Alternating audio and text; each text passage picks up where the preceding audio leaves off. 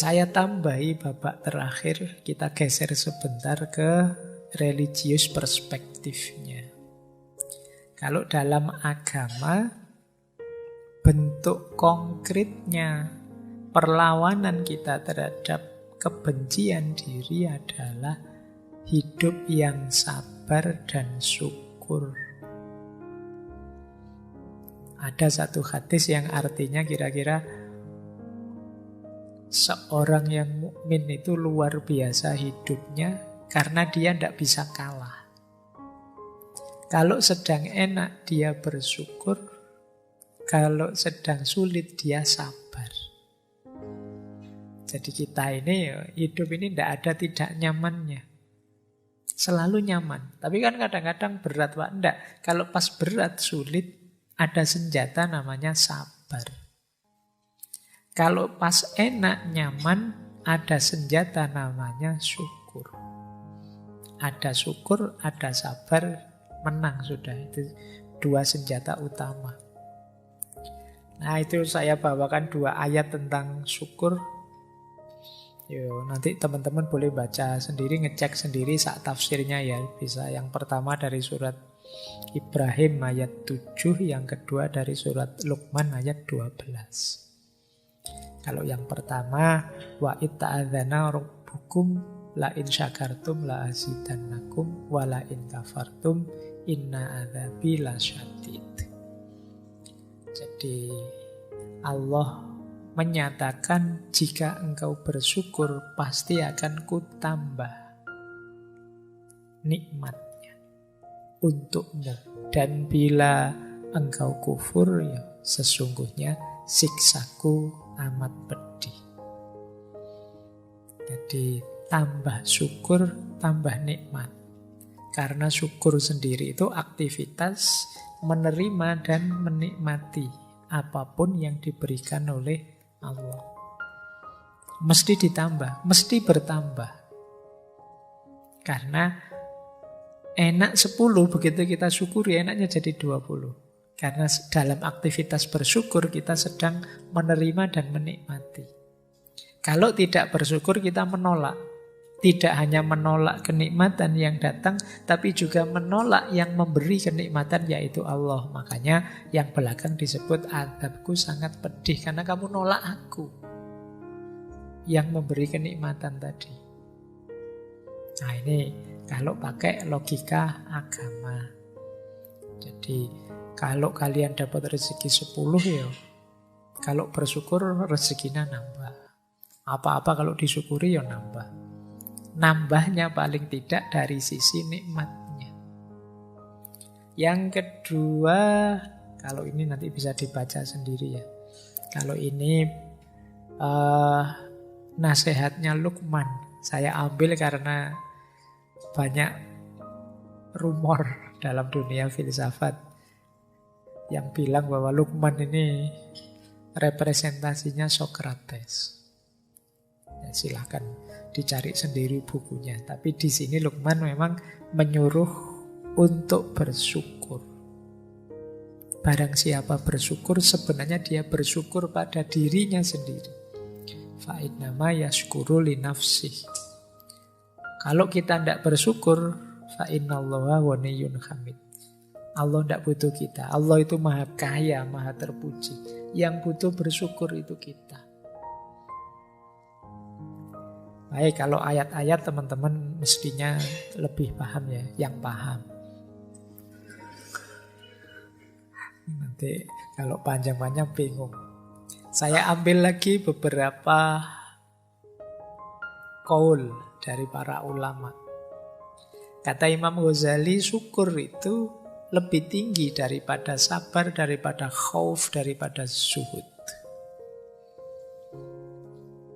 Jadi ini kalimat dari Imam Ghazali.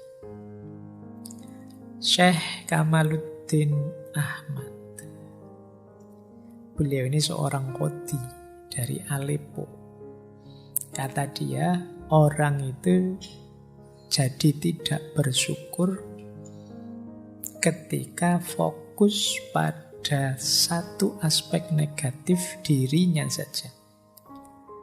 Jadi dia melupakan banyak aspek yang lain. Kata beliau, seringkali kita hanya melihat satu waktu saat kita sakit dan melupakan 99 kali saat kita sehat. Kapan saja kita kehilangan rasa syukur, maka kita akan kehilangan sifat iman kita. Kemudian dari Syekh Norman Ali Khan, kata beliau, bersyukur itu bukan hanya sebatas alhamdulillah. Bersyukur adalah sikap, bersyukur adalah gaya hidup, bersyukur adalah cara berpikir. Dan masih banyak kaul-kaulnya para ulama yang menyuruh kita bersyukur. Orang bersyukur itu berarti menerima dirinya apa adanya. Rumusnya tadi, kalau pas yang jelek-jelek sabar, kalau yang baik-baik syukur. Ini menghindarkan kita dari benci pada diri kita sendiri. Terakhir, seperti apa sih cirinya orang yang sudah bersyukur itu? Berarti orang yang mencintai dirinya, berarti orang yang tidak benci dengan dirinya. Yang pertama, gembira. Kata Imam Hasan Al-Basri, kemana-mana orang ini senyum. Saya tidak tahu ada tidak di sini yang kemana-mana senyum. Saya ngomong gini terus bodoh senyum kabeh. Rasulullah itu punya satu gelar basam. Basam itu mukanya selalu tersenyum. Mungkin beliau pas tidak senyum, tapi orang dekat beliau rasanya disenyumi terus. Ini menunjukkan jiwa yang bersyukur. Jadi dia gembira, hidupnya gembira. Yang kedua, menggembirakan. Tidak hanya gembira, tapi juga menggembirakan. Menggembirakan itu kehadiranmu tidak hanya bermanfaat untuk dirimu, tapi bermanfaat untuk yang di luar dirimu. Karena engkau gembira, kalau bahasa psikologinya mungkin, maka frekuensi dan vibrasimu yang kamu sebarkan ke sekeliling juga menggembirakan. Orang bisa seperti ini karena dia bersyukur. Karena dia menerima hidupnya dan mensyukuri apapun yang terjadi dengan dirinya. Ketika dia bersyukur, dia gembira. Ketika dia gembira, dia menggembirakan. Kita dekat dengan orang yang senyum terus, dengan orang yang gembira kan enak. Tapi kita dekat dengan teman yang merengut terus, sumpek terus, susah terus, kita males. Main yuk ke teman yang itu, males nanti ketemu masalah lagi. Ada saja problem gitu kan, kita sering gitu. Nah, jadi orang yang menggembirakan, biar orang kangen dengan kita. Jadi, kan banyak itu di antara kita yang tidak bikin kangen, malah bikin sebel. Harusnya kehadiran kita ditunggu-tunggu, tapi nanti ada momen kehadiran kita dilarang-larang. Semoga dia tidak datang, semoga dia tidak datang. Alah, datang.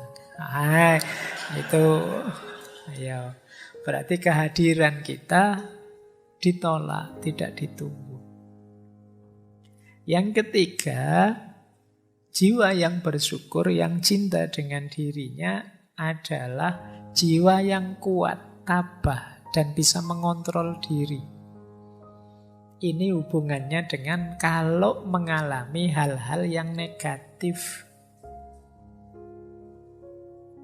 Sedang susah, sedang sulit, sedang ada masalah, masih bisa mengontrol dirinya dan kuat. Jadi stabil dalam kebaikan, apapun yang terjadi. Tidak kok, wah ini saya sedang ada masalah ini Pak, saya tak dosa-dosa dikit, tidak apa-apa lah Pak, nanti ditobati. Ini kalau itu enggak, jangan. Berarti tidak mampu mengontrol dirinya. Saya bohong sebentar saja lah Pak, nanti kalau masalahnya selesai saya tak jujur lagi. Enggak. Tetap kontrol dirimu. Itu menunjukkan kita punya jiwa yang sabar dan syukur. Yang keempat, kalau ini keluar kepada orang lain. Kalau tadi kan dalam diri kita, memaklumi dan memaafkan. Jadi kalau ada orang menyakiti kita, berbuat salah dengan kita tidak terpengaruh. Kita maklumi dia dan kita maafkan. Ini lebih meringankan kita. Dan yang terakhir tentu saja ikhlas. Ikhlas ini ya jiwa yang tidak terikat apapun, yang tidak berpamrih apapun. Satu-satunya pamrih dan ikatan itu hanya Allah saja. Inilah mindset religius yang penting kita kembangkan menghadapi self-hate tadi. Biar kita tidak benci diri kita. Tadi ada banyak proses, manifestasinya ini. Ayo dicek, kita itu hidupnya sudah gembira apa belum? Menggembirakan orang apa belum? Mampu menguasai diri, mengontrol diri apa tidak? Mudah memaafkan apa tidak? Jiwa kita ikhlas apa tidak? Ini parameter-parameter untuk menegaskan sejauh mana kita mencintai diri kita dan tidak membenci diri kita.